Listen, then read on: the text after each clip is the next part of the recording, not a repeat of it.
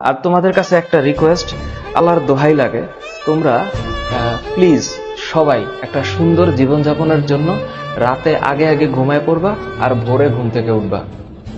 সবাই মানে এক তাড়াতাড়ি ঘুমায় যাবা, দরকার হলে 11টায় ঘুমাবা বা আরো আগে ঘুমাবা, ওইটা ফজর নামাজ পড়বা। তারপরে হচ্ছে তোমার সকাল শুরু হবে। কারণ যত আর্লি তুমি পড়াশোনা শুরু করবা, তুমি যত কিছু পড়তে চাও, যত কঠিন পড়া আছে, যত পড়া আছে, তুমি যদি ভোর 5টায় বা 5:30টায় থেকে পড়া স্টার্ট করো বা 6টা থেকে পড়া স্টার্ট করো, 6টায় তো মনে করো ঘুম থেকে উঠা দেখবে একেবারে ফকফকা দুনিয়া সাদা হয়ে গেছে। 7টার সময় উঠলে মনে হবে সূর্য মাথার উপরে, এত সকাল হয়।